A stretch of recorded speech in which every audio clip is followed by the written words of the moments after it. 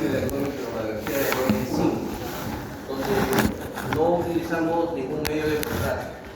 En esta parte del aparato digestivo, que en realidad ya cada vez se va utilizando menos, con la aparición de algunos otros tipos, otros métodos de ayuda diagnóstica, como son la tomografía, la resonancia y en algunas otras especialidades, la endoscopía, ha venido pues a poner una fecha de función para este tipo de examen.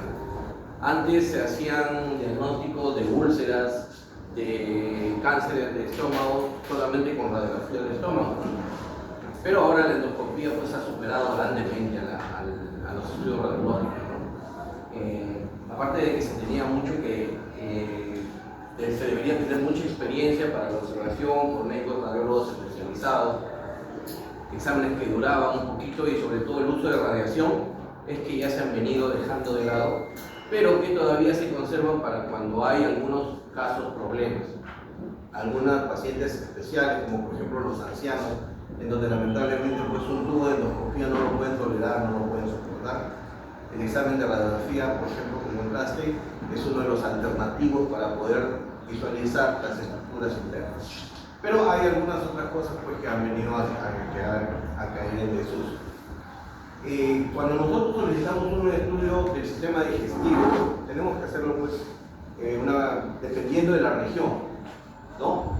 Desde el esófago, que es de donde continúa una parte del aparato digestivo, hasta el colon.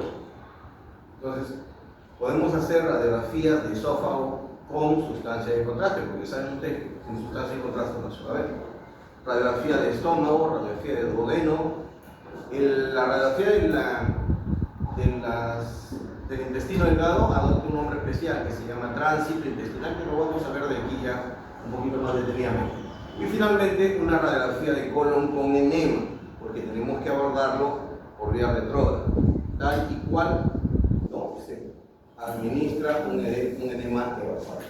Entonces, simplemente para recordar algunas cositas sobre lo que es el aparato digestivo, recuerden que comienza desde la boca, ¿no? El proceso digestivo comienza con la masticación, luego con la deglución pasa hacia el esófago y va a ser procesado en la cavidad gástrica para que en el duodeno se absorban la mayor cantidad de nutrientes.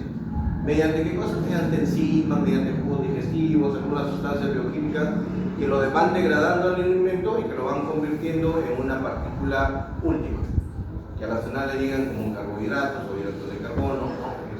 La glucosa llega como las proteínas hasta lo más básico, lo que son los aminoácidos, y las grasas que llegan hasta ácidos grasos.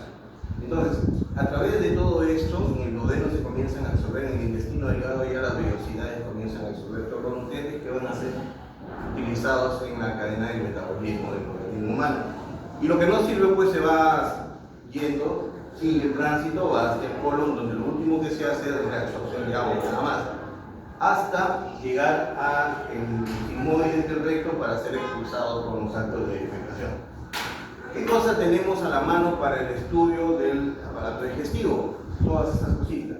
Lo que hemos visto es sencillamente la radiografía simple. La semana pasada ya habíamos dicho de que en realidad la falta de contraste que hay entre una u otra estructura, entre otros órganos, es una limitante para el estudio del abdomen, pero está dentro de los estudios, las técnicas de exploración.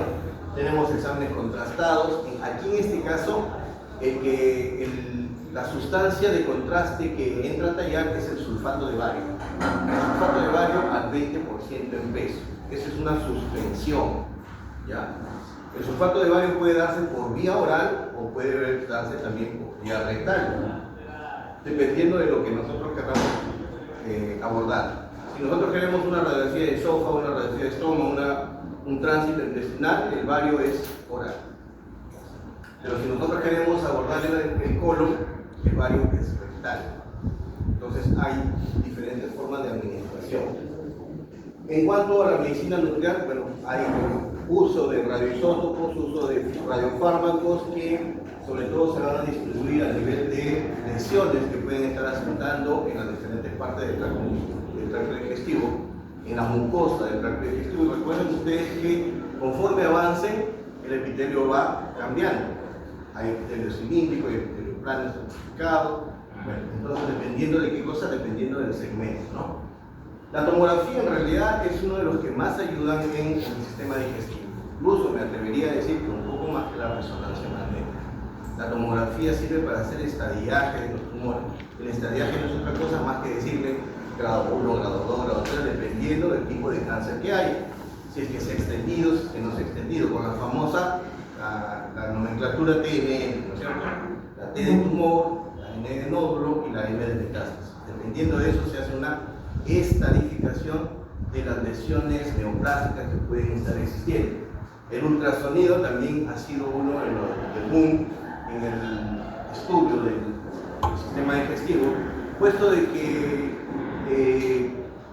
es uno de los primeros estudios que, digamos así, que puede utilizarse para el estudio de la patología digestiva, dependiendo de qué tipo de presentación tenga.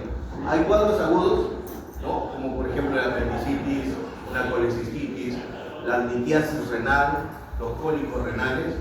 Entonces, en estos casos agudos, la ecografía o el ultrasonido salta como uno de los principales medios para el diagnóstico de este tipo de patologías. Cuando es un poquito más subagudo, el curso es un poquito más prolongado o crónico, entonces ya lo podríamos buscar primero por ultrasonido y después por tomografía. El intervencionismo es una rama aparte que ya lo vamos a ver en las siguientes diapositivas. Y la angiografía no es otra cosa más que abordar algún determinado vaso sanguíneo, arterial o venoso, para poder ver algún tipo de problemas que tengamos a nivel de arteria o vena, ¿no? Entonces, todo este bagaje, todas estas herramientas de diagnóstico son utilizadas desde el punto de vista imagenológico para poder estudiar el aparato digestivo. La radiografía simple, ya lo hemos visto, existen algunas no técnicas, sino algunas proyecciones especiales como para poder definir, y sobre todo aquí, los cuadros obstructivos, si es que existen o si es que no existen problemas de obstrucción, y lo vamos a ver un poquito más detallado, ¿no? Habíamos visto el signo del ángulo hepático cuando el hígado, ¿cierto? El hígado se puede ver la punta, el ángulo del hígado. ¿Por qué? Porque hay un contraste con la grasa que queda entre la pared abdominal y el colon. Esta es la representación del colon, esta es la representación de la pared abdominal. Entre ellas queda una imagen, una banda transparente, radiolúcida, que es grasa, es una densidad de grasa, y es por esa grasa, que se le llama la grasa properitoneal, que podemos ver el ángulo hepático. Pero si esa grasa se borra, si hay líquido, por ejemplo, si hay líquido al interior de la cavidad abdominal, o sea, existe un paciente con ascitis, esto se va a borrar y el ángulo hepático va a dejar de verse, ¿no? Por ejemplo, acá, en este caso de acá, la banda de la grasa properitoneal ya no es radiolúcida, es totalmente radical. Está empujando el gas del colon medialmente y se ha perdido totalmente la visión del ángulo hepático. Esto es algo relativo, ¿no? Porque en realidad hay gente bastante especial en su anatomía, y es por eso de que algunas veces tenemos problemas en la interpretación de estas imágenes. Bueno, igual la grasa, este se llama el signo de la cresta ilíaca. Acá también podrían decir de que la grasa sobrepasa la cresta ilíaca, pero cuando está ocupada por algo, la densidad se altera. La densidad está un poco más radical. Lo que habíamos dicho de la vez pasada, el signo de las orejas de perro, ¿no? Para ver ascitis o para ver líquido libre, el signo del ligamento falciforme, para ver neumoperitoneo, eso ya lo habíamos detallado hace algún tiempo. Muy bien, eso es en radiografía simple, ¿no? En radiografía simple de verdad es muy limitado, sobre todo que por los pacientes, por el cuadro que llegan sin preparar. También hay que recordar que la radiografía simple se necesita una preparación previa, es decir, hay que limpiar todo ese tracto digestivo para que las estructuras puedan verse de mejor manera. Pero a veces no es posible eso, ¿no? Debido a la agudeza del cuadro. Exámenes contrastados, uno de los primeros que hay es el estudio del esófago. Acá tenemos un tecnólogo que está ofreciéndole un vaso con sustancia de contraste, que es tal cual si fuera una leche magnesia, no sé si ustedes la han visto, ¿no? Que es un purgante, pero esto no es un purgante, esto es una sustancia de contraste variada. Esto es bario, es una suspensión de bario, es una mezcla. El bario viene en polvo, el polvo se llena en unos 30, 40 centímetros de agua, dependiendo de lo que queramos explorar. Y se le administra o se le da de beber al paciente para definir qué cosa es lo que tenemos, qué es lo que podemos apreciar. En este caso le van a hacer una radiografía, puede ser de estómago, puede ser de duodeno o puede ser un tránsito intestinal. El paciente entra, luego de que ha ingerido la sustancia de contraste, en el tránsito, vamos a hablar del tránsito, se le hacen placas seriadas, ¿no? Y se comienzan a ver cómo va progresando a través de los diferentes segmentos del intestino delgado esa sustancia. Si es un tránsito intestinal, tenemos que hacer un control antes de darle el contraste y luego en forma oral. La primera placa, después de que se le dio el contraste, se toma a los 15 minutos, luego a los 30 minutos y así sucesivamente. Puede ser cada media hora. La primera sí tiene que ser a los 15 minutos, o a los 5 minutos. 5 minutos que se le dio el contraste se toma la primera. Luego tenemos a los 15 minutos y luego podemos irle tomando cada 30, cada 30, cada 30 minutos. ¿Hasta cuándo? Si es tránsito intestinal, o sea, si estamos analizando el intestino delgado, el examen va a concluir cuando vemos el bario que está llegando al corazón. O sea, cuando ya ha franqueado la válvula ileocecal. Ahí se acabó el tránsito intestinal. ¿Ya? Este es un tránsito intestinal, por ejemplo. Hay un tránsito en donde todo lo que ustedes están observando acá es el contenido dentro de las asas intestinales delgadas, en sus diferentes porciones. Todo esto es un tránsito intestinal con sustancia de bario. En este caso, aquí hay, por ejemplo, una rigidez, difícil un poquito de poder observarla, pero hay una rigidez y una disminución del lumen de la luz del intestino delgado, y esto es llegando ya a la válvula ileocecal. O sea, esto debe ser la región del ilio. En este caso, por ejemplo, un asa en donde disminuye su calibre interno, en donde hay rigidez, ¿no?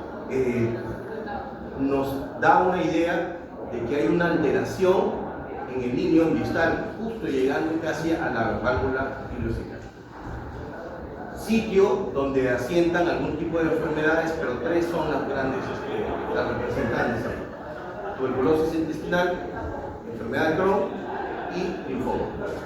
Son los tres diagnósticos diferenciales cuando hay una alteración a nivel del ilio distal, el ilio ya final. La enteroclisis es igual un tránsito intestinal, pero también a través de una sonda bastante larga, ¿no? Más allá, tiene que ir más allá del estómago. Lo que le hacen es aplicarle gas o aplicarle aire, ¿no? Con una jeringa se carga, simplemente así, sin ningún, solamente con aire, se le comienza a inyectar de tal manera de que inflemos el intestino delgado. O sea, se le ha dado la sustancia de contraste y encima se infla el intestino delgado. Lo vamos a inflar como si fuera un globo. Por eso es que ustedes, a diferencia de acá, que ven las asas intestinales rellenas de bario, acá lo que están viendo son asas intestinales, pero también con gas. Por eso que se da unas asas que están infladas, que tienen una doble densidad, porque hay densidad del bario, que es radiopaca, y densidad del gas o del aire, que es radiolúcido. Entonces aquí hay un doble contraste en la enteroclisis.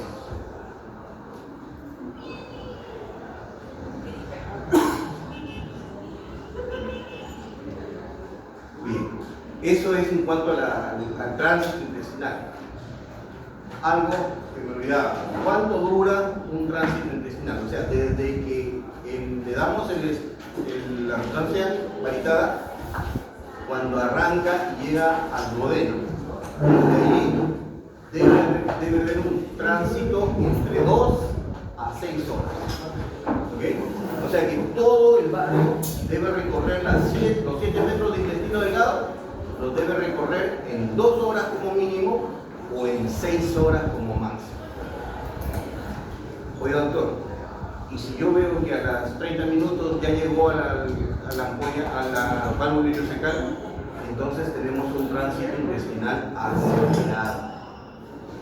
Puede ser por algún problema irritativo, un problema inflamatorio, el tránsito intestinal, los movimientos intestinales están incrementados por algún tipo de problema, ¿no? Y no demoran ni 2 horas y eso ya está en el colon. Pero puede suceder lo contrario, que se prolongue, que el tiempo vaya más allá de las 6 horas. Entonces estamos frente a un tránsito retardado. Tenemos tránsito acelerado, tránsito retardado. En esos pacientes que sufren de estreñimiento crónico, que van al baño cada 2, cada 3 días, ¿no?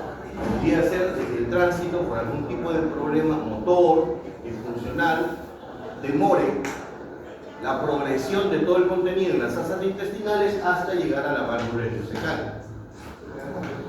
Cuando hacemos un tránsito intestinal, a veces hemos visto de que demora 24, 36 o hasta 48 horas para llegar desde el duodeno hasta la válvula ileocecal. Ahí hay. En cuanto al colon, cuando se solicita un colon, se le solicita como colon con enema, así hacer. O si gustan, radiografía de colon con contraste, nada más, no le pongan nada más. El resto es del tecnólogo y del médico radiólogo. Ahora, hay algunas indicaciones, sí, obviamente que tienen algunas indicaciones. ¿Qué cosa es? Porque no le vamos a solicitar a diestra y siniestra una radiografía de colon, un tránsito intestinal, ¿cierto? ¿Por qué? Porque fíjense cómo es esta radiografía de colon. El paciente se le pone a dieta 2 días antes, 48 horas antes de hacerle el examen. Se tiene que ir con una dieta que deje muy poco residuo, ¿no? Que no haya alimentos muy pesados, y se le manda a purgar 2 días antes. Se ponen 4 enemas, 2 días antes del examen, uno en la mañana, uno en la noche. Un día antes del examen, uno en la mañana, uno en la noche. Y el día del examen toman una sustancia laxante o ingieren tabletas laxantes, el glucolat, por ejemplo, que es para eso, ¿no? Para que el intestino grueso esté totalmente vacío, porque es así como podríamos analizarlo mejor. Entonces, ya desde allí estamos interviniendo al paciente, ¿no? Porque ponerse enemas pues no es nada agradable, no sé si a alguien de ustedes le habrán puesto enemas. Pero nace una alternativa. ¿Cuál es la alternativa? Hay sustancias, ¿no?, que cumplen muy bien con la limpieza. Hay una sustancia, no me acuerdo ahorita el genérico o la sustancia base, pero es conocida como el Nuliteli. El Nuliteli es una polvo que se prepara también como solución y se toma 24 y 48 horas antes, y eso lo hace que bote todo. Sirve también como para el Nuliteli. Entonces eso es alternativo a los enemas, pero igualito, ¿no? Y por último, o sea, ¿cuál es? Algunas instituciones también lo toman. El suero salino fisiológico. 3 litros de suero salino fisiológico 48 horas antes, durante todo el día. 3 litros 24 horas antes, ¿no? Y luego sus laxantes el día del examen. De una u otra manera pues va a generar un tipo de problema, ¿no? Por lo menos de limpiecito va a quedar limpiecito. Con una cánula que trae el equipo se ingresa a través del recto y vamos a la ampolla rectal. Y por ahí vamos a inyectar, vamos a administrar el bario. En este caso ya es una vía de administración rectal, ¿no? ¿Qué es lo que va a pasar? El bario va a distribuirse por los diferentes segmentos del colon. Vamos a pintar el ascendente, el transverso, el descendente y todo lo que es la ampolla rectal. Y cuando estamos ya a nivel del ciego, decimos, ahí ya está el bario ahí. Una vez que nosotros hemos logrado que el bario llegue hacia la región cecal, hacia el ciego, al paciente lo enviamos a defecar. El paciente defeca, regresa a la camilla y con la misma cánula le inyectamos aire. Igualito que en el enterotriz, ¿no? Pero acá es por vía rectal. El aire va a hacer que el colon se infle como si fuera un globo y vamos a obtener el doble contraste. El contraste alto, el contraste radiopaco que me lo va a dar el bario y el aire que me da el radioluz. ¿Para qué lo enviamos al paciente al baño? Porque tenemos que hacer que todo el relleno se expulse.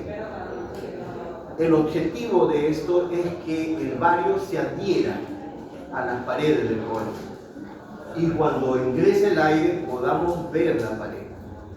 Ojo, aquí sí tienen que tener en cuenta una cosa, que este tipo de estudios solamente representa el interior del tubo digestivo.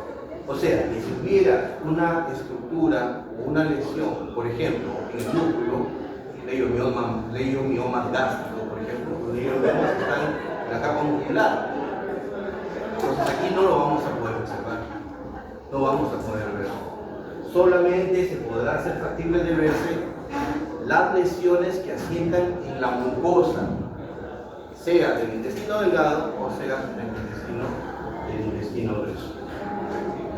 Esta es una radiografía de colon. Fíjense ustedes que tenemos las diferentes porciones: el colon sigmoides, el colon descendente, el ángulo esplénico, el transverso que cuenta como una guirnalda, el ángulo hepático y el ciego, el ascendente y el ciego longitudinal, ¿no?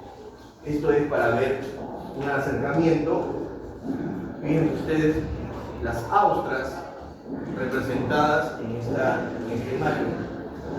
Es una estructura que es radiopaca en sus paredes. ¿Por qué? Porque el bario se ha adherido, se está pegando a las paredes, a la mucosa del colon, en este caso el segmento transverso. Y el aire que lo ha inflado hace que haya ese doble contraste. Por lo que esto también se llama radiografía de colon a doble contraste. Igual, un bario bastante bien hecho. ¿Por qué? Porque el paciente está bien preparado. En este caso acá hay una tripita, no sé si la podrán observar, es por lo que se ha opacificado, se ha llenado también el apéndice cecal, ¿no? Ya. Se van a tomar diferentes proyecciones en la radiografía de colon, frontales, oblicuas, derecha, izquierda, y también tenemos que tener una radiografía lateral, una lateral estricta para representar justamente la ampolla rectal. Y de allí, lo más importante es ver la distancia que hay entre la cara anterior del sacro y la parte posterior de la ampolla rectal. Ese espacio se llama espacio presacro, o sea, antes del sacro, y ese espacio debe estar más o menos entre los 12 y 14 milímetros, no debe estar ocupado y no debe estar distorsionado, porque eso nos podría decir de que algo se está asentando en esa región.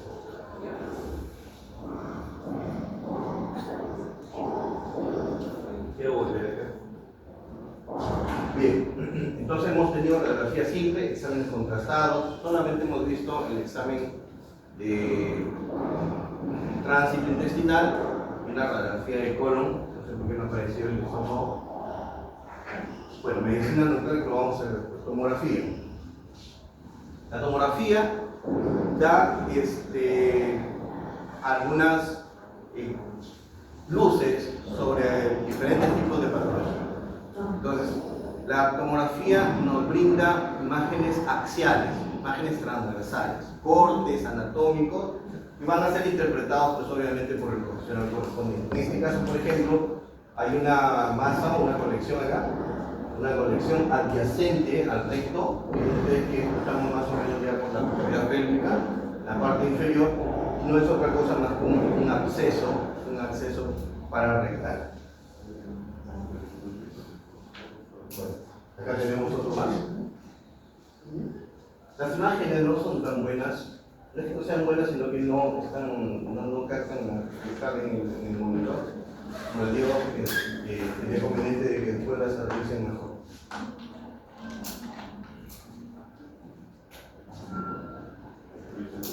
Sí, el ultrasonido, ¿no? Bueno, en el ultrasonido utilizamos, como ustedes ya lo recordarán, utilizamos ondas sonoras que van a incidir sobre las estructuras, van a rebotar y van a ser captadas nuevamente por el transductor. Podemos detectar gas dentro de las vías biliares y eso se llama aerobilio. Acá tenemos una ecografía de la fosa ilíaca derecha. Tenemos una imagen en diana, bueno, le llaman en diana. Miren ustedes una imagen circunferencial, hay una banda ecogénica, acá hablamos de ecogenicidad. Luego tenemos una zona hipoecogénica, otra banda como si fuera de esos para tirar tiro del dardo, ¿no? Como si fuera una escarapela, por eso también se llama escarapela, el signo de la escarapela. Y no es otra cosa más que un corte transversal del apéndice, ¿no? Con un signo inflamatorio. Cuando esta estructura, volteamos el traductor, ¿no? Se alarga, se elonga y podemos observar justamente todo el apéndice. Cuando tiene más de 2 centímetros de transversal, eso es un signo inflamatorio, ¿no? Pero en realidad, yo creo que la clínica aquí tiene mucho que ver. Ahora, lamentablemente, pues se echa de mano mucho a esto. Si no tiene ecografía, no lo operan. Cuando yo era interno, cualquier dolor abdominal, el paciente ya viene con la clínica, ¿no? El paciente viene cojeando, viene con dolor abdominal, se está tocando la parte derecha, le sacan un hemograma, sale con una leucocitosis, la lesión a la izquierda. Y claro, hay diagnóstico diferencial. Sí, hay diagnóstico diferencial. Pero si es un problema agudo, es una persona de edad corta, ¿no? El cuadro clínico no necesita ninguna otra cosa. Pero bueno, con la aparición de la ecografía, ahora el cirujano espera mucho la ecografía. El intervencionismo. Como su nombre lo dice, el intervencionismo requiere de la intervención del médico radiólogo. Fíjense, hasta donde hemos estado estudiando, sencillamente nosotros participamos como meros espectadores.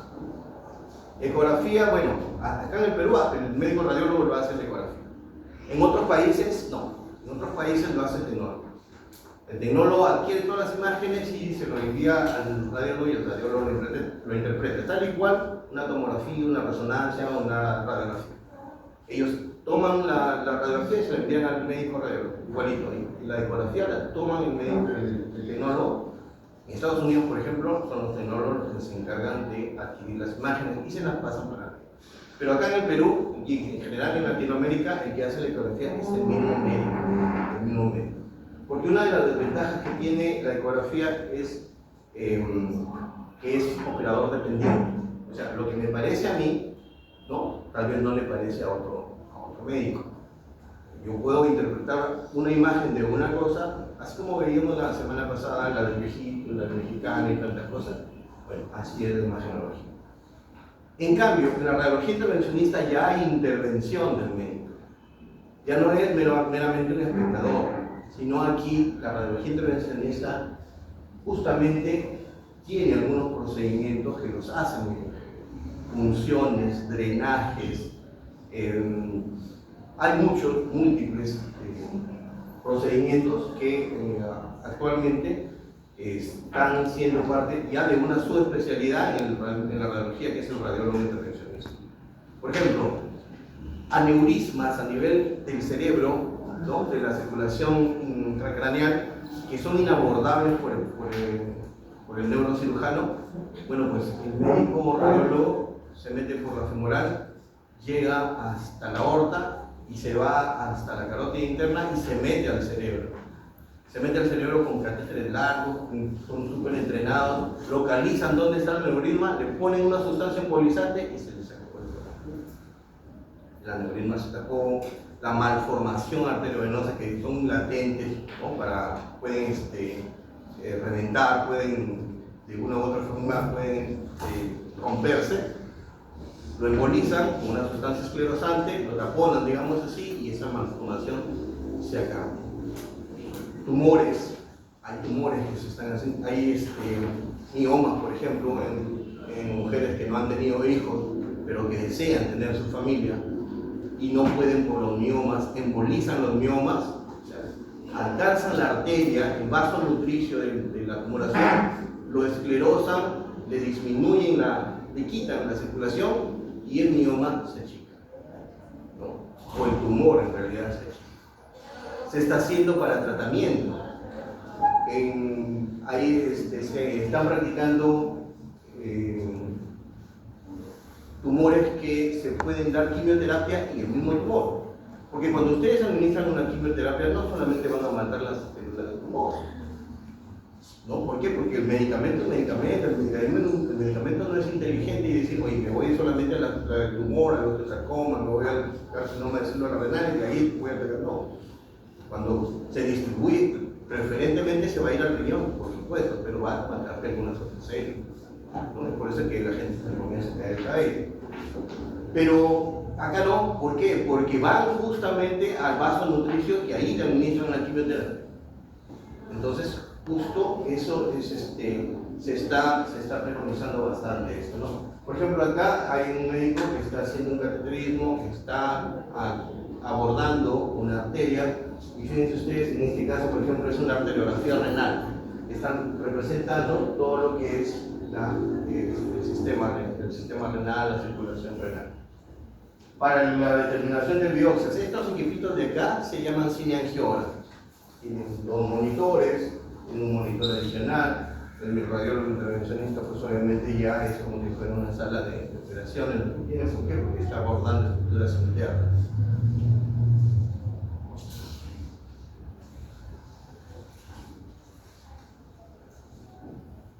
Ahí está usando ecografía. En radiología intervencionista se puede hacer con guía. La guía de un ecógrafo, la guía de un tomógrafo, que son las más utilizadas, ¿no? Y el arco en C. El arco en C no es más que rayos X. La tomografía también son rayos X. Y el ultrasonido de la ecografía es sonda, ¿no? Trata de guiarte para que vayas a la estructura, para que vayas a la formación, para que, si en caso necesitas sacar una prueba diagnóstica, un poco de tejido, ¿no? Tendrían que hacerlo pues bajo guía ecográfica para incidir directamente sobre la lesión o el tejido afectado. Miren ustedes, esta es una ecografía y la ecografía está representando la aguja. Esta imagen hiperecogénica señalada con una flecha no es otra cosa más que una aguja que está entrando al hígado y está sacando una muestra de una lesión, probablemente una tumoración, para estudiarla en anatomía patológica, ¿no? Este es un drenaje. El médico radiólogo ha ingresado, ha puesto un catéter, y hay diferentes tipos de catéter, y está aspirando, ¿no? Si fuera un hematoma o un líquido oxidado. Igual se puede utilizar tomografía, ahí se utiliza la ecografía. Miren ustedes, una sustancia, un corte de una tomografía de pulmón. Esto está bastante incrustado, me parece, por acá. Deben ser ganglios mediastinales, pero acá hay una lesión. Y ustedes están viendo una imagen hiperdensa, en este caso, que está llegando a esta lesión. Y ahí van a tomar seguramente una muestra para poder llevarla a anatomía patológica y definir qué cosa puede ser eso. Entonces, el radiólogo intervencionista va con diagnóstico, pero también va con tratamiento. Muchos dicen que los radiólogos intervencionistas son cirujanos frustrados. No sabía eso, pero les gusta. Yo particularmente A mí, cuando yo traté con el agente pensionista, no me gustó mucho. No era lo mío, no me encontraba yo. Porque tenía que punzar, se tiene que hacer un cirujano. Este es sacando una biopsia, el médico está el paciente está en el gantry, está en el tomógrafo, el médico está haciendo una punción para llegar a una lesión en donde va a extraer un poco de tejido y verlo en anatomía patológica. Vamos a ver aquí.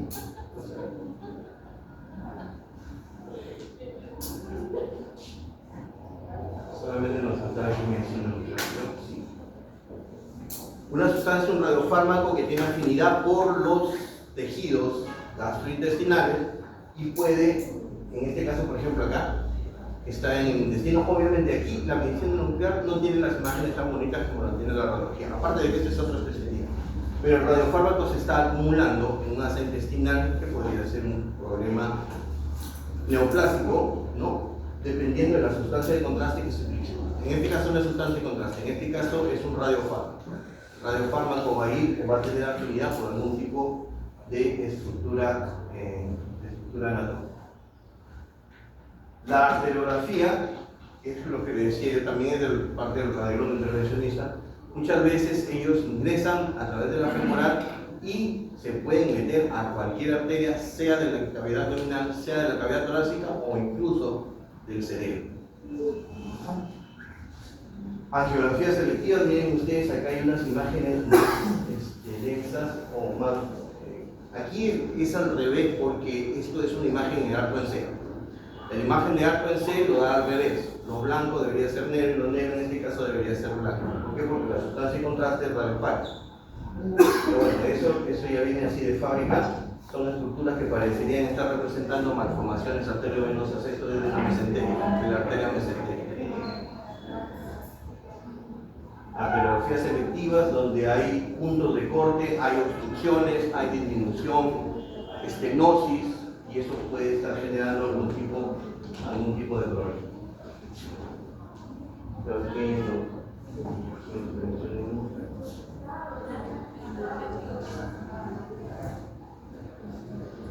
Bien, entonces el primer segmento es el esófago, ¿no?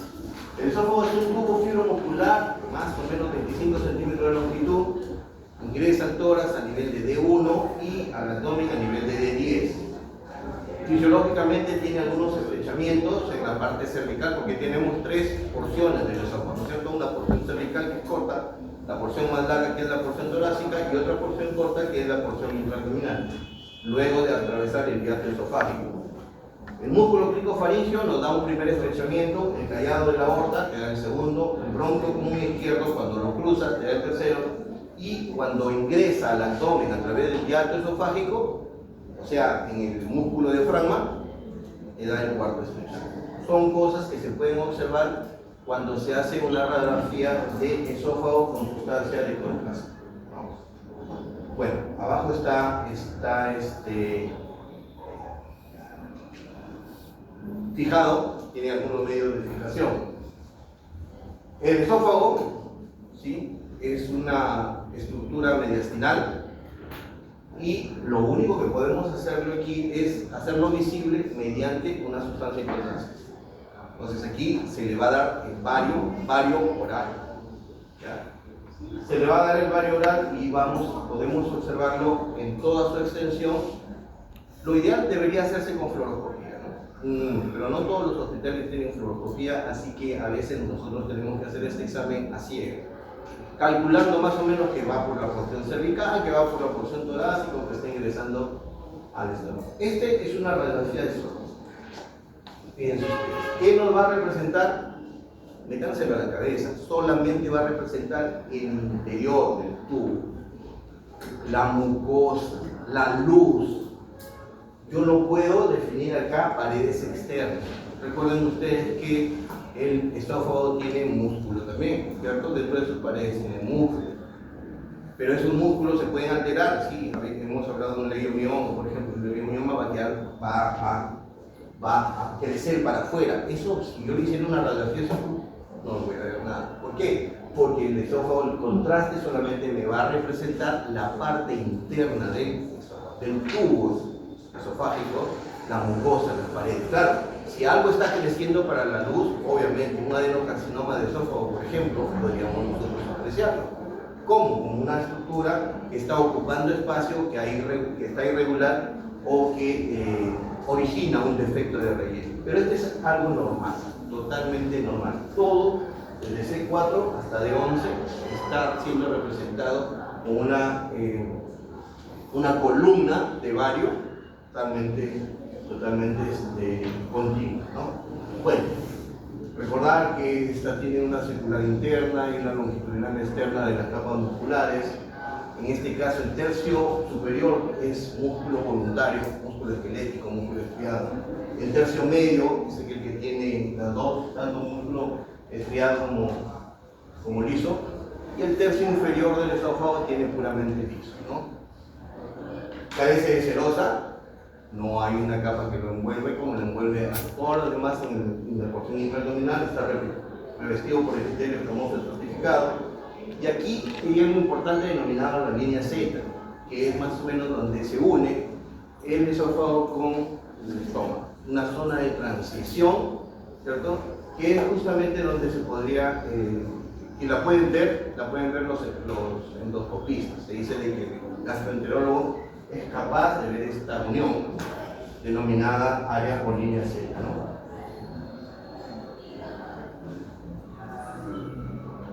Bueno, en la porción cervical, ¿sí? El esófago cervical mide aproximadamente 5 centímetros y va desde C6 hasta lo que se llama el estrecho superior del tórax, que es una área, es una región anatómica abstracta, denominada opérculo. El opérculo es el ingreso o la transición que hay desde el cuello hasta el tórax. Hasta ahí es la porción cervical del esófago, más o menos 5 centímetros. A través del opérculo, cuando ya ingresa a la cavidad torácica, hasta D11, se convierte en una porción ya intratorácica, ¿no? Con una longitud aproximada de 16 centímetros. Y se va a ir al abdomen a través de un orificio, de una perforación que tiene el músculo diafragma, que ustedes la conocen como hiato esofágico, ¿cierto? Y a través de eso, el hiato esofágico, finalmente, ¿no?, a 3 centímetros más, termina en el nivel donde se une con el estómago, que es el famoso cardias, la unión entre el esófago y el estómago. Y ahí termina el esófago. Entonces, hay múltiples afecciones que pueden alterar las estructuras del esófago, pero una de las que más nos podrían interesar es esta zona de transición, ¿no? Cuando hay estrechamiento del esfínter esofágico inferior, hay disminución de la luz, la radiografía va a demostrarte que hay una imagen como si fuera un pico del oro, muy clásica, muy estudiada. Y eso es una acalasia, ¿no? La acalasia tiene varias connotaciones, varias explicaciones, pero una de las principales es la famosa enfermedad de Chagas. Otra de las que pueden producir acalasia, o sea, una disminución de la luz, justamente cuando se une con el estómago, es en las colagenopatías. A veces en la colagenopatía. Bueno, ahí hay músculos, tejido adiposo, etc. ¿Cuál es la función? Básicamente es transporte. Ahí no se degrada nada, no hay ningún problema, solamente tránsito desde la boca hasta el estómago, ¿no? Es el transporte del material ingerido. Abajo tenemos el estómago. En el estómago sí ya comienza un primer proceso digestivo en donde participan sustancias químicas, y una de ellas es el famoso ácido clorhídrico, ¿no? Es el HCl, que permite saponificación de grasas y que después, cuando llega la bilis, ya comienza la degradación. Tiene algunas partes importantes como son el cardias, que es la zona de unión, el fondo, que es esta parte de acá. Justamente lo primero que llega el contraste, llega hacia el fondo gástrico, luego el cuerpo, que es elongado, casi vertical, tiene dos curvaturas, una curvatura menor, una curvatura mayor. Finalmente va a ir hacia la porción final, que es el antro, y termina en el píloro, que es un conducto que lo va a unir ya al intestino delgado en su primera porción, que es el duodeno, ¿cierto? ¿Eso lo podemos representar en una radiografía? Sí. Esta es una radiografía de esófago, perdón, de estómago, ¿no? Aquí tenemos, fíjense por qué se le llama fondo, porque ahí es donde se han acumulado particularmente la sustancia de contraste. Luego tenemos el cuerpo, la curvatura menor, la curvatura mayor por allá, pero el contraste, el vario, se adhiere sobre los pliegues. Antes se hacían diagnósticos como esto, ahora en realidad, desde que apareció la endoscopía, la radiografía de esófago ya no la solicitan mucho.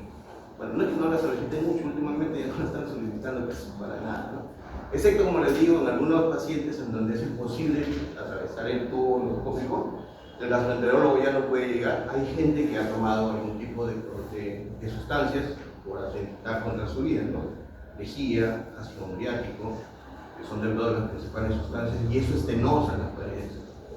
La misma reacción inflamatoria hace que se peguen las paredes y los tubos en el endoscopio ya no va a llegar, no va a atravesar. Entonces ahí es donde se solicita radiografías con sustancias de contraste, ¿no? Bueno, más abajo tenemos el duodeno. Este es aquí tenemos un tránsito gastrointestinal, le llaman. En todo caso, una radiografía de estómago y de marco duodenal.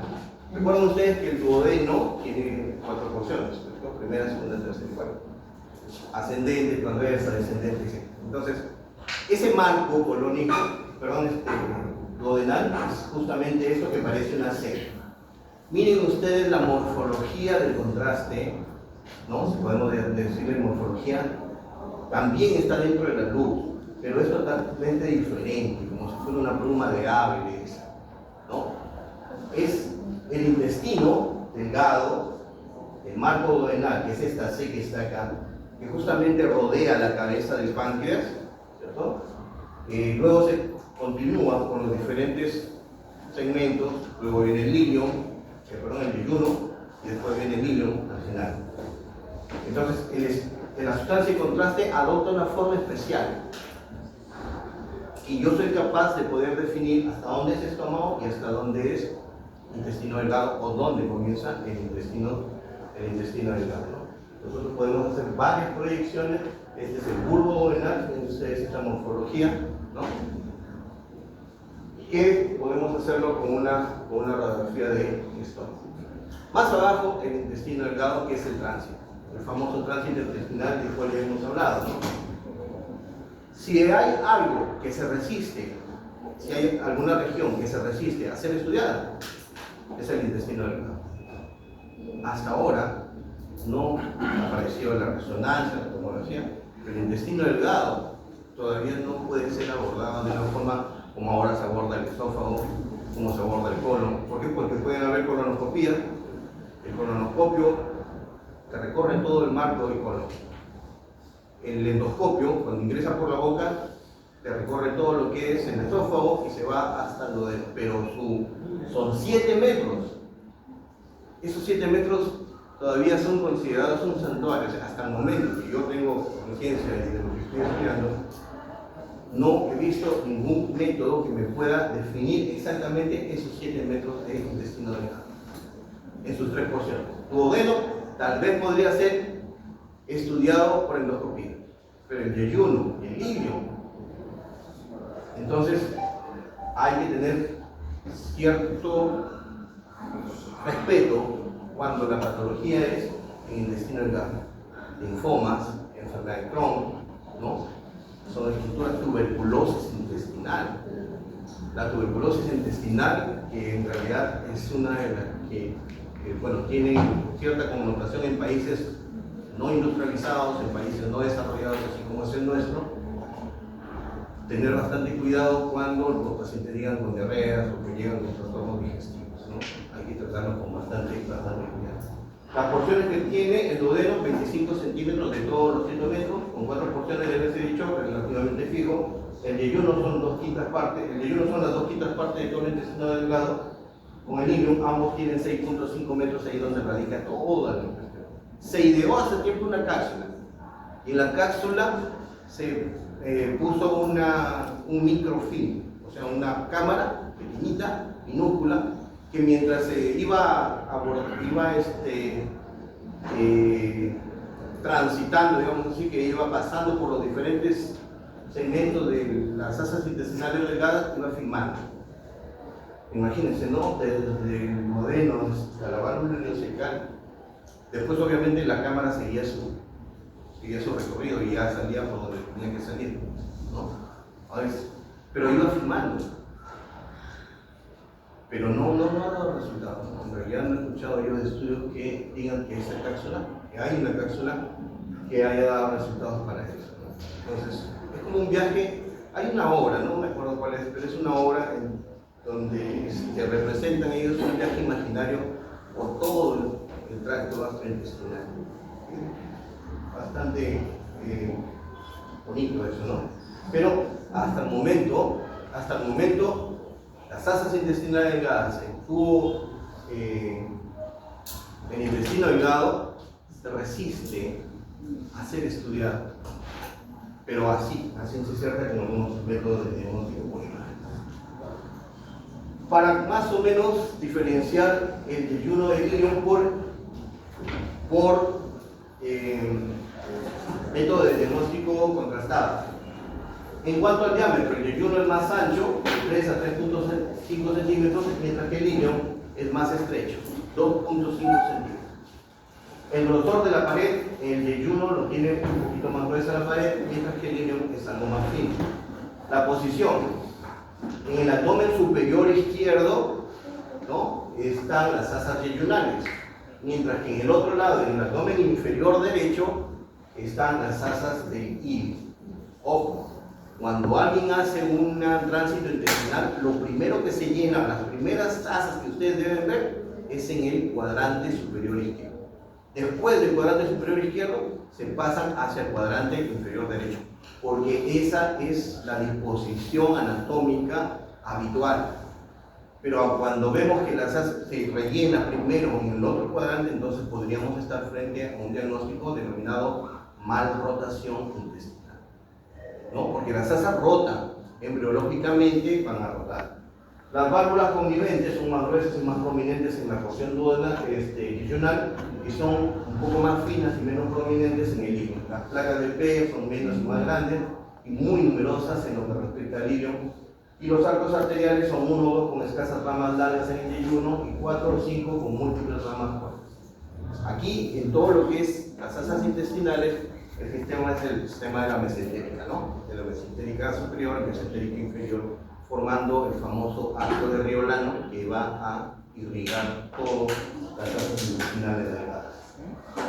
Finalizamos con la parte más distal, el intestino grueso. El intestino grueso es un segmento que solamente tiene 1.5 metros de longitud y está formando un marco, ¿cierto? Está formando un marco en todo lo que es el abdomen, que va por la fosa ilíaca derecha, el flanco, el hipocondrio, luego se pasa hacia las demás regiones del lado izquierdo, de la misma manera. Va desde el ileum a nivel de la válvula ileocecal hasta el ano, y también tiene porciones, ¿no? 4 porciones, 2 flexuras. Las porciones obviamente son la porción ascendente, transversa, descendente y exigua. Esas son las 4 porciones. Y las flexuras son la flexura hepática, que es donde se voltea, y la flexura o ángulo esplénico, ¿no? Hay 3 bandas de músculo longitudinal que van a converger en el apéndice, son denominadas las tenias del colon. Y bueno, aparte del apéndice, hay otros apéndices, el apéndice vermiforme, ¿no? El apéndice vermiforme es el que es más característico, pero hay algunos apéndices más dentro de la porción fecal. Cuando esos se inflaman, toman el nombre de apendangitis. diferente de la apendicitis. ¿Ya? Entonces, dentro de los diagnósticos diferenciales de la apendicitis también puede haber una apendangitis, que son la inflamación de esos apéndices epicloicos.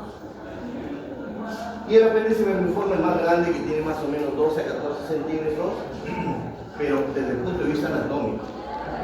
Cuando nosotros lo evaluamos en ecografía, 6 centímetros, máximo 6 centímetros, me da un índice ya de que eso es normal, pero si pasa los 6 centímetros, veo una tripita de 8, 10, 12 centímetros, es porque posiblemente ya está sufriendo un proceso inflamatorio y está dando una apendicitis, ¿no? Bueno, esto es sencillamente la anatomía. Los dibujos anatómicos son bastante bonitos, estos son de Netter seguramente, son bastante representativos. Las maquetas que nos preparan ahora son, pero vayamos a un cadáver, o en la parte cuando se tiene que ver una operación muy diferente.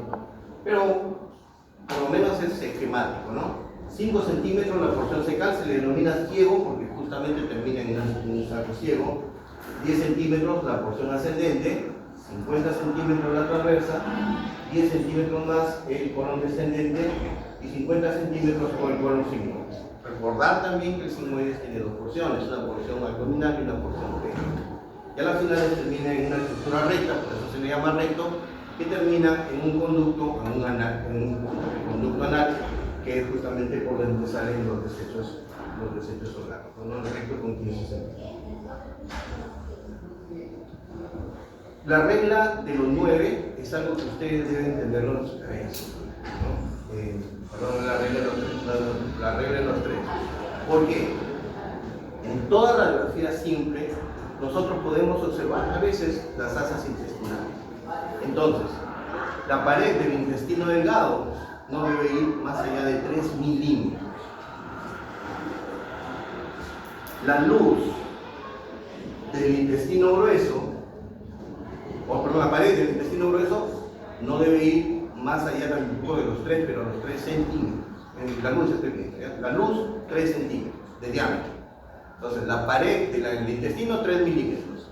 La luz del intestino grueso del colon 3 centímetros. No deben haber más de 3 niveles hidroaéreos. Si vemos 4 ya es patológico. O sea, máximo 3 niveles hidroaéreos. Hemos dicho que el colon debe ser 3 centímetros, excepto en el ciego, donde debe ser máximo 9 centímetros. ¿No? Pero ¿por qué la regla de los 3? Pues ya me estás alterando todo, no, porque 3 al cuadrado 9.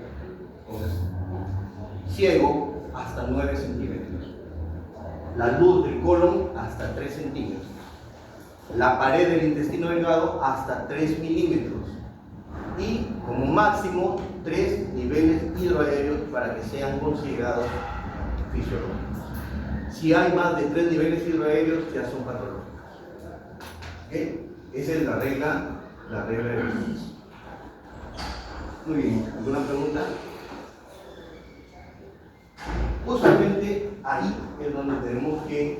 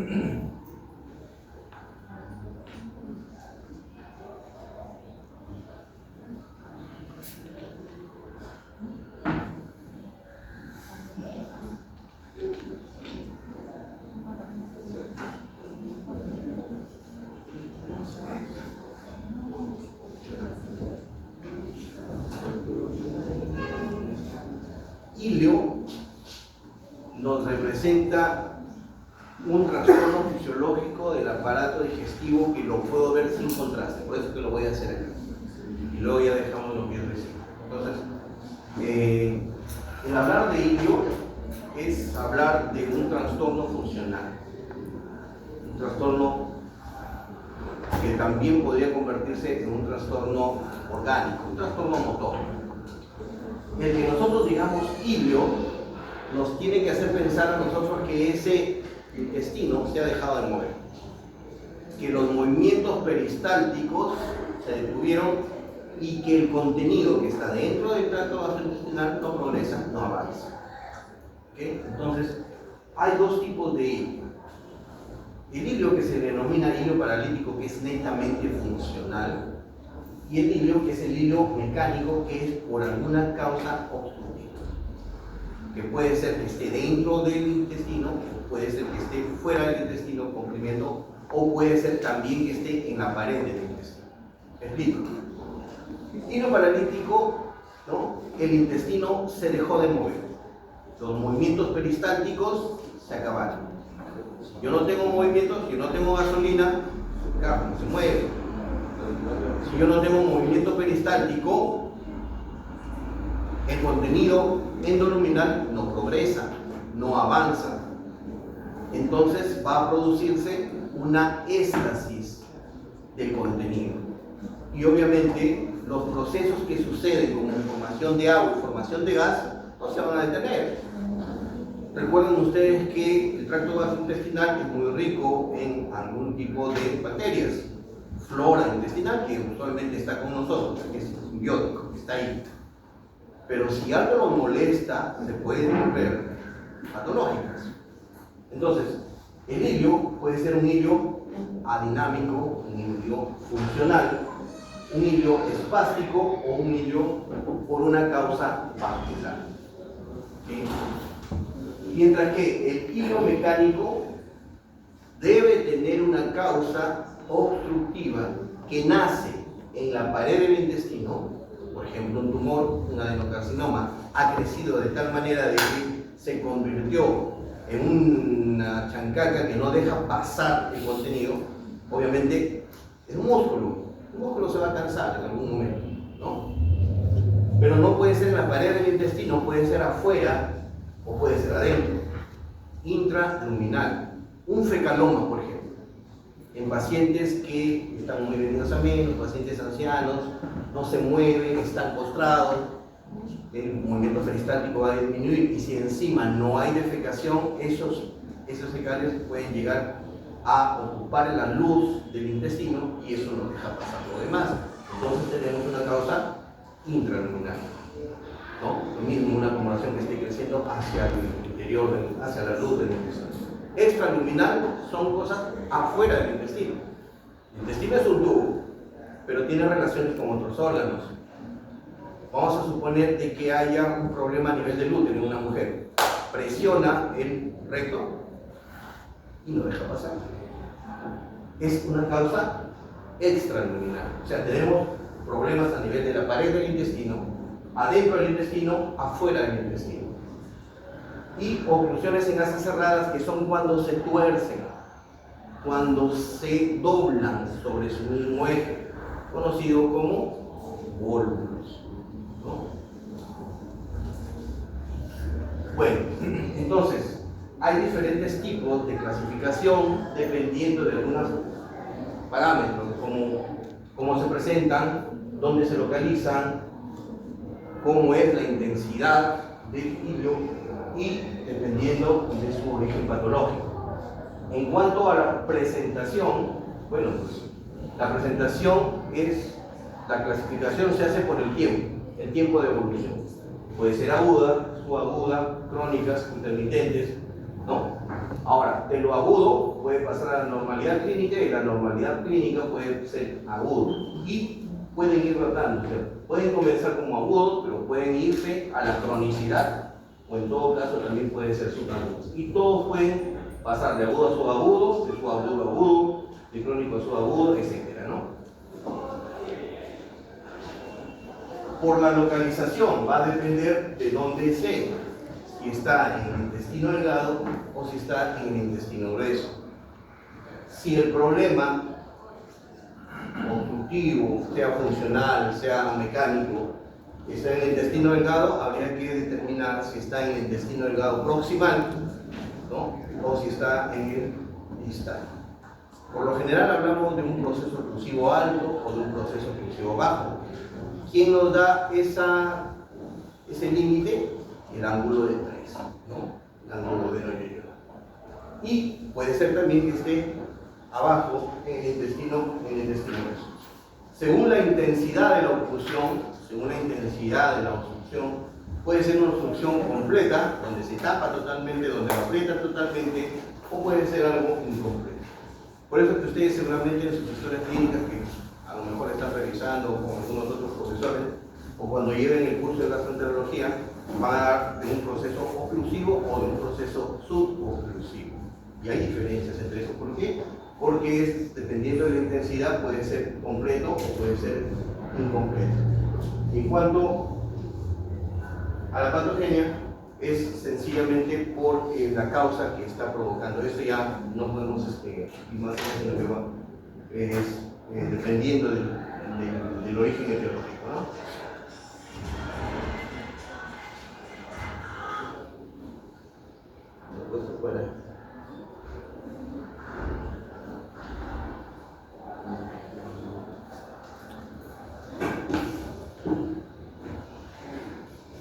Bueno, y hay dos cositas que hay importantes. Uno, que sea mecánico, o sea que haya algo a cual echarle la culpa a la obstrucción, y otro que sea funcional. Mecánico simple o mecánico por estrangulación de asa cerrada, y funcional puede ser paralítica o pseudo-obstructiva. Esta es la clasificación grande que hay en cuanto a I. ¿Ya? Fíjense la patología. Tenemos algo que está impidiendo que progrese el contenido dentro del tubo. O sea, hay un obstáculo. Ese obstáculo que se está presentando inicialmente, ¿a qué lleva? Lleva a que el organismo inteligente trate de vencer el obstáculo. ¿Mediante qué cosa? El incremento de los movimientos peristálticos. O sea, va a dar un hiperperistaltismo, ¿cierto? Pero, ¿quién es responsable de los movimientos peristálticos? El músculo. El músculo es involuntario, el músculo es liso. Yo no estoy mandando de que mi intestino se mueva o se detenga. Es un proceso que siempre está así, ¿no? Es igual que el músculo cardíaco, ¿cierto?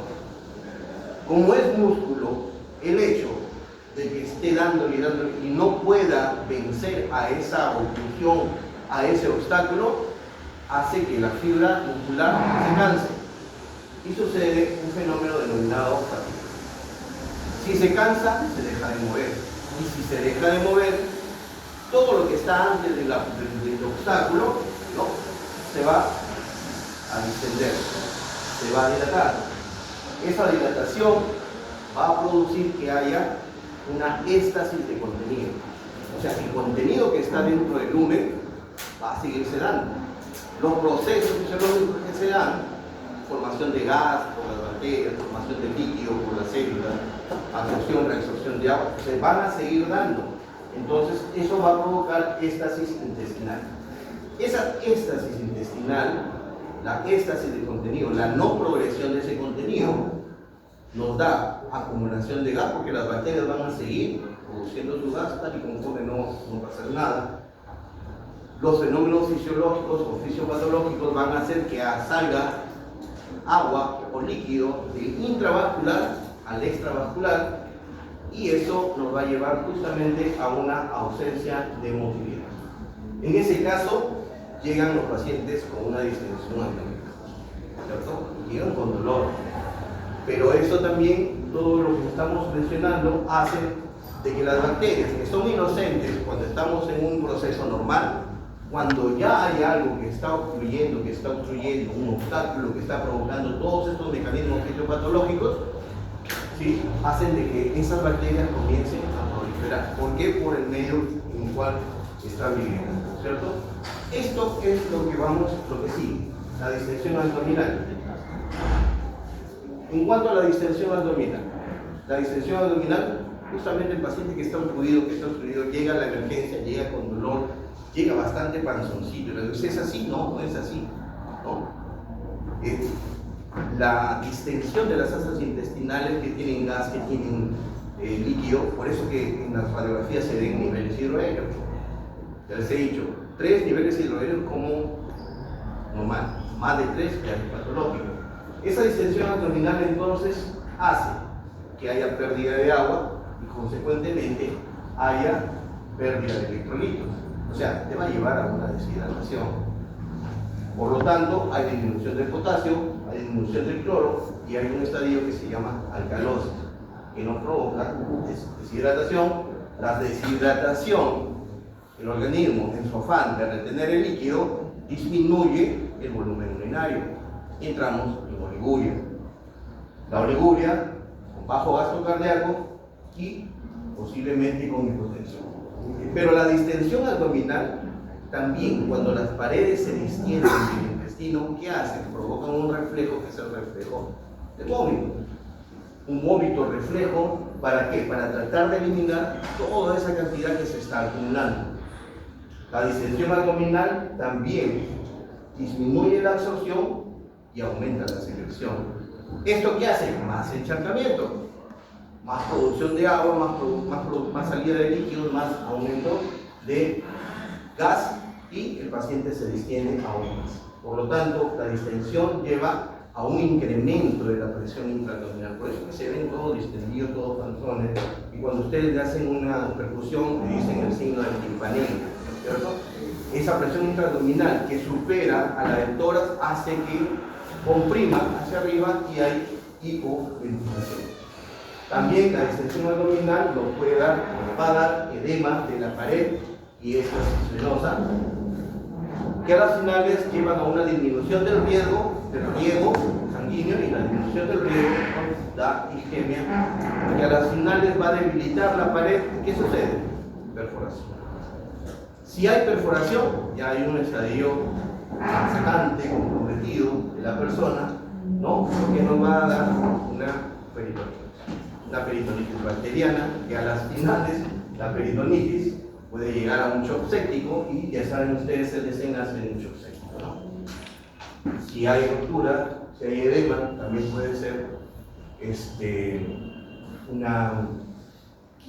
puede haber hemorragia. Entonces, por esta parte de la deshidratación, que nos produce oliguria, baja de gasto cardíaco, hipotensión, nos lleva al shock hipovolémico. Y por la otra parte, de perforación y peritonitis, nos llega al shock séptico. En ambas van a provocar falla multiorgánica, al final es la muerte, ¿no? Eso es más o menos la fisiopatología en cuanto a distensión. En cuanto a la proliferación bacteriana, que habíamos dicho que es otro de los procesos cuando se altera el equilibrio entre una persona normal y alguien que está sufriendo un proceso de oclusión intestinal. La isquemia, la baja de circulación, la disminución o la hipoxemia, ¿no? Que es un fracaso en la función de barrera de las células, produce liberación de endotoxinas al peritoneo, tanto la isquemia como la proliferación bacteriana, ¿ya? Y todo esto nos da un fenómeno conocido como translocación bacteriana, en donde la bacteria bonita, la bacteria buena, que no nos hace nada, comienza por este proceso de translocación a aumentar sus endotoxinas, que se van a ir hacia la sangre circulante, van a generar radicales libres, van a producir cambios tisulares o isquemia, que van a provocar ¿qué cosa? Bacterias, el aumento de las bacterias en la cavidad peritoneal, o incluso se pueden ir a la vena porta. Cuando están en la vena porta, eso ya es un estadio bastante complicado. ¿Por qué? Porque van a llegar al hígado y pueden formar en cavidad peritoneal problemas que desembocan en una sepsis. Tanto en el hígado como la sepsis nos pueden llevar pues al éxito. ¿Okay? Cuando alguien tiene un hilo, cuando alguien tiene una distensión, hay estas 4 cosas. Dolor abdominal, se entiende por todo lo que hemos dicho de la éxtasis, de la proliferación bacteriana, de la situación de gas, de cosa, que hace que haya cambios reflejos, si el estómago se distiende, si el intestino se distiende, el organismo trata de liberarse de toda esa distensión, produciendo náuseas, produciendo vómito. La distensión abdominal, bueno, pues cuando ya no sale más, y ausencia de emisión de heces y gases, que son típicos de un proceso químico. ¿Qué debemos nosotros pensar cuando hay dolor abdominal? Si es un ilio mecánico simple, mecánico, que hay un proceso ya, hay algo, un obstáculo, ¿no es cierto? Cólicos intermitentes, intensidad progresiva, es lo que va a darse. En el ilio mecánico complicado, exacerbaciones intensas desde el inicio. Y en el hilo adinámico es funcional. Ojo, ¿no? Tenemos mecánicos, tiene una causa de obstrucción. El funcional es porque el intestino sencillamente, por procesos fisiológicos, se dejó de mover. En este caso, el dolor es continuo, es sordo, difuso, poco intenso. Los vómitos están presentes en el hilo mecánico en gran volumen. Son biliogástricos al inicio, después son fecaloideos, obviamente.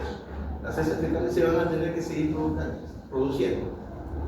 Cuando llega un vómito, incluso llegan a vomitar heces fecales. ¿Por qué? Porque no progresan, no van para abajo, ¿no? Entonces todo eso tiene que ir por un lado. En cambio, en el hilo mecánico complicado son vómitos de poco volumen, se presentan muy rápidamente, tipo reflejo, son frecuentes. En el hilo dinámico son mucho más tardíos, intermitentes, tipo rebosamiento, y también pueden dar vómitos intermitentes. La distensión abdominal en el hilo mecánico simple es localizada, tanto como el complicado, pero es totalmente difusa en el hilo adinámico. Y la ausencia de gases está presente en las dos. No hay eliminación de flatos.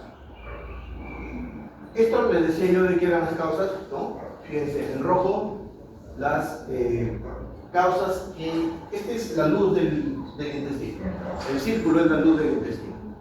O sea, es una masa intestinal, sea gruesa, sea delgada, que tiene su luz, es un tubo en el interior.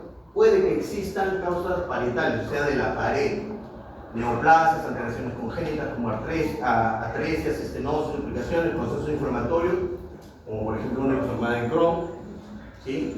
Hace de que la mucosa comience a crecer. Esto comienza a crecer hacia el lumen, hacia la luz del intestino, y puede ir progresivamente ocupando toda la luz, y eso produce la obstrucción. También habíamos hablado de que puede ser en el interior del intestino, intraluminales, hilo biliar. ¿Qué cosa es un hilo biliar? Es un cálculo que se ha ido de la vesícula, se ha ido hasta el intestino, ¿no? Hay situaciones en que los cálculos pueden pasar por fístulas hidroentéricas, pasan desde la vesícula, se van al intestino, llega un momento en que el asa ya no es delgadita, y ahí es donde se taponan y provocan una obstrucción. Besoar, ¿saben algo qué es un besoar? El besoar es una acumulación de estructuras que no se digieren. Sobre todo se ven en niños o se ven en personas privadas de no en inteligencia, sino con enajenación mental. O sea, son los loquitos, los dorates, ¿no? ¿Por qué? O los que están con esto, sacándose los pelos, comiéndoselos. O los que están comiéndose las uñas. ¿Por qué? Son estructuras que no se van a digerir y se van a ir acumulando, y eso es a través de los años. Entonces se forma una pelota de pelos, de uñas, de cosas que no se van a digerir, y eso produce obstrucciones. Estos son los besoars, ¿ya? Son sustancias orgánicas que no van a ser digeridas por los líquidos intestinales, por los líquidos sexualmente, son fluidos que participan en la destrucción de estas estructuras alimentarias. Bueno, esto no es alimentario, pues no, el que se coman los pelos tampoco es normal, el que se coman las uñas tampoco es normal. Parásitos. Recuerdo mucho cuando yo hacía el internado, en donde había un niño de 12 años, creo que era 12 o 11 años aproximadamente, y no estaba distendido, estaba catalogado como un hilio, ¿no? Como un proceso obstructivo. El niño no tenía deposiciones, decía la mamá 5 días, y estaba totalmente, estaba con dolor. De pronto no sabían qué cosa era, en ese tiempo todavía no había tanta tumor. No había tumor, sí, creo que había un tumor, no más en Chiclayo. Yo he hecho en el año 93, 94, he hecho mi internado. Entonces, bueno, no se sabía qué cosa era. Querían meter la sala de operaciones y me acuerdo que estábamos en la cama del niño. Estábamos así, estaba el asistente, habían en ese tiempo, éramos dos internos, no habían todavía residentes en la universidad, y habían algunos estudiantes de medicina. El cirujano planteando la situación, porque, discutiendo el caso clínico, cuando de pronto el niño comienza a tener arcadas. El niño, al momento de que tiene las arcadas, el médico llama a la enfermera, trae un depósito para que vomite, y elimina una pelota de áscaris, una bola de áscaris, y se movía, no sé, pero así, todos agrupados, y se le acabó la succión. Los áscaris, los parásitos, pueden provocar obstrucción intestinal. Fíjense, o sea, hay cosas que a veces lo que no se aprende aquí lo van a tener que aprender cuando ya estén en la profesión, en el campo, digamos así, ¿no? Los cuerpos extraños. Recuerden que a veces hay pacientes que pueden provocarse obstrucción, no tanto por ingestión, sino por vía retrógrada. Personas de extraña o dudosa comportamiento se introducen objetos por el recto y algunas veces se pueden obstruir. Esos son causas, cuerpos extraños. Se reporta, por ejemplo, en una clínica mexicana, cantante 2 veces se ha ido obstruido, Alejandro Fernández, ¿no? Él tiene antecedentes de para introduciéndose por el recto, ¿no? Y bueno, impactaciones fecales, ¿no? La impactación fecal, que es justamente las heces muy gruesas, las heces muy secas, que no salen, que no progresan, en algún momento también pueden ser problemas intraluminales, o sea que están dentro de la luz. No se generan de la mucosa, no, sino que son objetos, estructuras que están dentro de la luz y que pueden ser por eso. Pero también hay otros que están afuera y que comprimen la luz, ¿no? Son los denominados extraluminales, adherencias, bridas, por ejemplo, cuando han sido operados de apendicitis, y más aún si hay apendicitis con peritonitis. Los operan, aquí sí, bonito, todo bacán. De aquí en 10 años, en 15 años, comienzan nuevamente con trastornos intestinales. ¿Por qué? Porque el intestino se va a pegar. Esas son las adherencias, esas son las bridas, ¿no? Hernias externas, hernias internas, torsiones, vólvulos. El intestino puede volvularse, puede torcerse. El intestino, imaginemos como una bolsa de marciano, no sé si hasta ahora se estudiaron los marcianos. ¿Saben qué es un marciano? Sí, porque hay que preguntar, ¿verdad? No somos de Marte, no son esas bolsitas de marciano, esas bolsitas, imagínense que es el intestino, ustedes lo pueden hacer, lo pueden generar en un lado, igualito se genera el intestino cuando tiene un meso largo, como queda muy libre, puede en algún movimiento de eso volvularse, y eso se ha visto mucho en personas de la sierra, en pacientes de la sierra. ¿Por qué? Porque tienen una relación con la altitud. Entonces hay mucha torsión, nosotros se le llama polvo, ¿no? Invaginaciones es cuando se mete el intestino dentro del intestino, como si se lo estuviéramos arremangando. Imagínense que la manga del saco es el intestino, ¿no? Entonces, ¿qué se hace? La invaginación es esto. O sea, el intestino se mete dentro del intestino, eso es invaginación, invaginaciones se llaman también intususcepción y provoca problemas de obstrucción. Y efectos de masa por algunas estructuras que, a pesar de que están fuera del intestino, comprimen a la luz del intestino, como por ejemplo ganglios metastásicos o lesiones tumorales adyacentes a las asas intestinales. ¿Qué vamos a ver en la radiografía simple? Pues en la radiografía simple hay que tomarle siempre en la sospecha de que algo está pasando por obstrucción, siempre hay que pedirle radiografía de abdomen simple, de cúbito y de pie. No se olviden de solicitar el cúbito y de pie, porque si ustedes dicen radiografía de abdomen simple, ya hemos visto La semana pasada en la radiografía de abdomen simple solamente se toma en el decúbito dorsal, o sea, acostado, supino. Pero si ustedes dicen de pie, el neurólogo lo va a parar al paciente y le va a tomar la radiografía así en esa posición de pie. Entonces aquí podemos ver imágenes aéreas, imágenes radiolúcidas, gaseosas, por encima del obstáculo, cuando recién se está instalando el cuadro. Hay niveles hidroaéreos o imágenes hidroaéreas, pero después de 3 a 6 horas de evolución. ¿Por qué? Porque después de 3 a 6 horas ya hay retención de agua, hay formación de gas. En el intestino delgado distendido, si es que es intestino delgado el que está distendido, lo vamos a ver en la porción central de la radiografía. Es obvio, ¿no? Porque el colon es periférico, el colon es un marco. A nivel central, lo que nosotros vamos a sospechar es que es el intestino delgado el que está distendido. Y podemos observar las válvulas coniventes que aquí en una radiografía creo que ya te voy a ver. En cambio, si es el colon el que está distendido, son en las zonas laterales, son un marco colónico, ¿cierto? Y aquí lo que vamos a ver son válvulas. Entonces, en el intestino delgado vamos a ver válvulas coniventes y en el colon distendido vamos a ver las válvulas. Más signos radiográficos, distensión gaseosa hasta el punto de llegar a obstruir, formación de niveles hidroaéreos, ya hemos dicho, más de 3 niveles hidroaéreos nos debe hacer pensar que algo está sucediendo en la cavidad abdominal, aumento del peristaltismo en las asas antes de la obstrucción.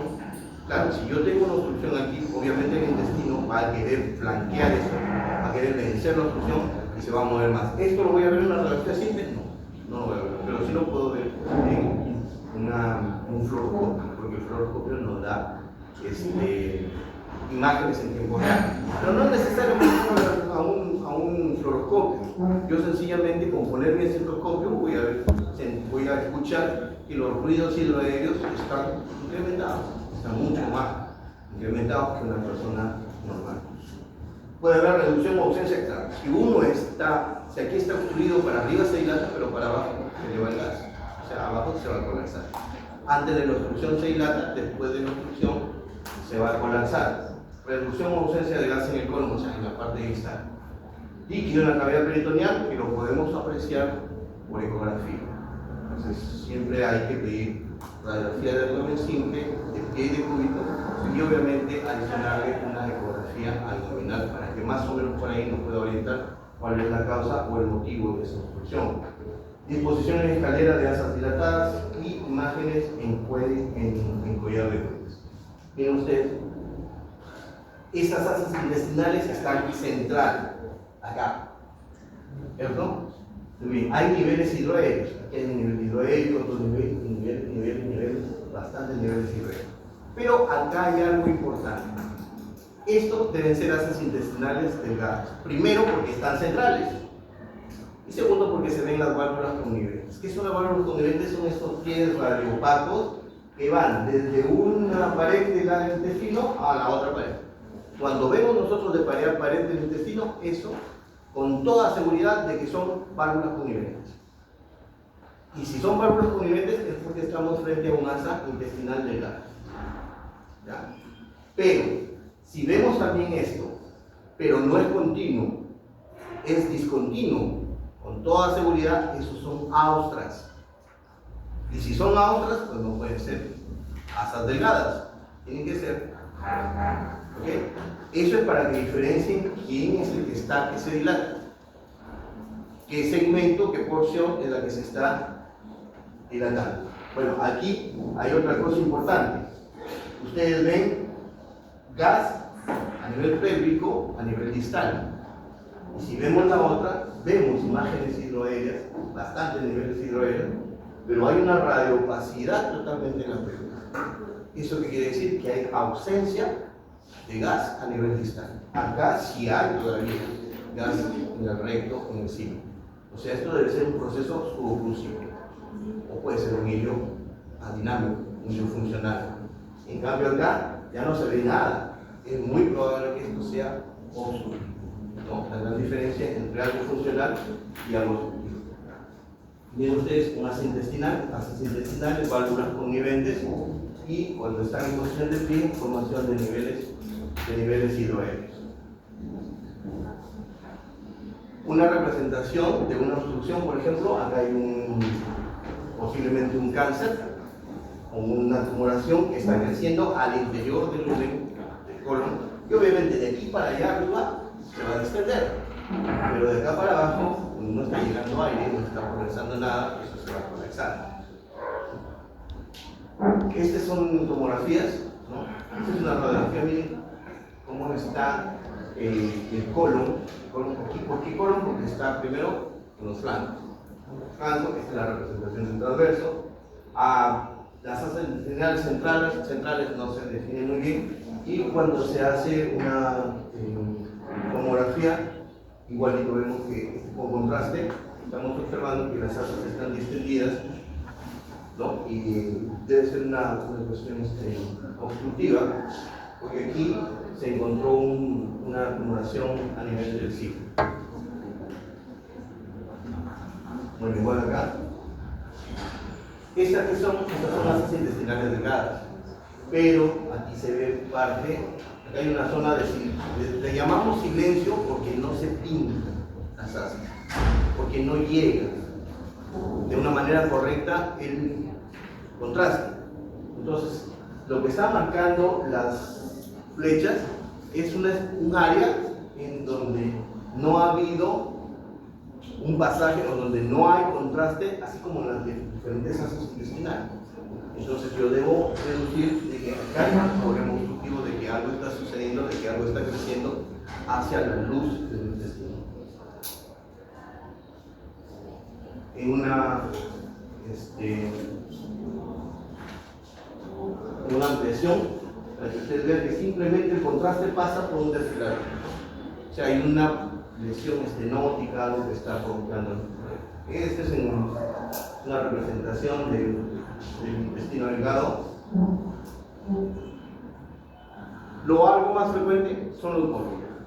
Ya esas torsiones que hay, ¿no?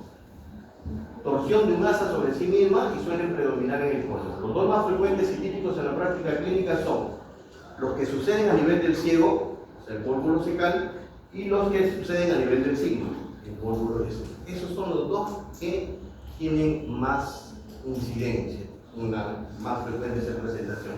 En el vólvulo cecal, el ciego está muy extendido, se localiza en cualquier posición, ¿no? Intraabdominal, a veces hasta en el epigastrio. Imagínense ahí que el ciego que está en la fosa ilíaca derecha se vea en el epigastrio, no es normal, ¿no? Hay ausencia de gas distal, es preciso un enema opaco para confirmar el diagnóstico. Muchas veces esto ya se está dejando de lado con la aparición de la tomografía. Vólvulo de sigma, imagen en grano de café, es típico, y encima de la pelvis. Miren ustedes, esto se ha volteado. Este es un vólvulo de sigmoides. Hay niveles hidroaéreos porque obviamente está provocando una obstrucción. Y todo lo que habíamos visto al inicio de proliferación, de crecimiento de bacterias, producción de gas, producción de líquido, etc., todo eso se da en esta torsión que está a nivel pélvico, ¿no? Y nos provoca una distensión que a veces es bastante grande, es difícil a veces diagnosticarlo. Y hay una imagen que cruza transversalmente tal igual como si fuera un grano de café. Por eso que se le llama el signo del grano de café en el que es vólvulo de signo. Miren ustedes todo esto, ¿no? Es justamente una valvulación y con un gran nivel hidroaéreo entre gas y líquido. Y está proyectándose arriba, está proyectándose hacia el epigastrio. A veces es necesario administrarle contraste, ¿no? Vía rectal o vía oral. Este es un tránsito. El asa está distendida. ¿Por qué? Porque aquí está la obstrucción. Obviamente esto se va a distender. Esto, la parte preestenótica, digamos así, se va a distender. La parte postestenótica se va a mantener, ¿no? Igual miren este piquito aquí. Un vólvulo que es justamente la zona de torsión. Acá también hay una importante característica, bueno, este es el signo de Leo Rayleigh, o sea, hay pared abdominal. ¿Por qué se ve la pared? Porque hay gas en el interior del asa y hay gas afuera del asa. Ese es un signo de doble pared o signo de Leo Rayleigh, y esto que nos da a entender, nos dice que puede haber aquí neumoperitoneum, gas libre en la cavidad abdominal. Finalmente, el hilo paralítico, el otro era el hilo obstructivo. El hilo paralítico sobre todo se va a caracterizar por presencia de gran cantidad de gas, de líquido a nivel del intestino delgado. Bueno, ojo que aquí todo está bien, lo único que se ha dejado de mover. En cambio, en el obstructivo debe haber un sitio donde está impidiendo que progrese el contenido, ¿cierto? Las asas uniformemente dilatadas, muy característico en este tipo de hilo, la presencia de la dilatación gástrica. Ojo, en todas las imágenes que hemos visto, el estómago no estaba afectado. Pero cuando es hilo fisiológico, cuando es hilo paralítico, es muy probable que la cavidad gástrica también se esté distendiendo. Obviamente, pues, porque no define, no discierne, ¿no? Y puede inflar solamente el intestino delgado, ¿no? Todo tiene músculo. Hay formas localizadas, y a esta forma localizada puede ser la más característica, en la que podemos observarla en la fosa ilíaca derecha. A eso le podemos llamar, o se le llama asa centinela, que es una dilatación solamente regional, una forma solamente a ese nivel de la fosa ilíaca derecha, que es una dilatación justamente condicionada por un proceso inflamatorio de vecindad. O sea, hay algo que se está irritando, que se está inflamando, no ahí, sino en otro lado, que el organismo reacciona y ese asa justamente se paraliza, pero solamente en ese nivel. Por ejemplo, en la apendicitis aguda, por ejemplo, en la diverticulitis. Y los niveles hidroaéreos son escasos. Causas de hilo paralítico hay varias: cirugías abdominales, trastornos hidroelectrolíticos, fármacos en aquellos pacientes que se pasan un poco de los opiáceos, ¿no? Fármacos colinérgicos, anestesinas, procesos intraabdominales como perforación, divertículos, hemorragias retroperitoneales, pancreatitis, isquemias intestinales, enfermedades de isquemia intestinal, sobre todo en personas bastante añosas, bastante ancianas, enfermedad torácica como neumonía, que también podría dar un hilo adinámico o un hilo funcional, y sepsis. Aquí todo está dilatado, tanto el intestino delgado como el intestino grueso. Se ve una muy marcada distensión de asas intestinales delgadas, gruesas, e incluso también puede ser que el estómago se esté dilatando. Muy bien, ¿tienen alguna pregunta?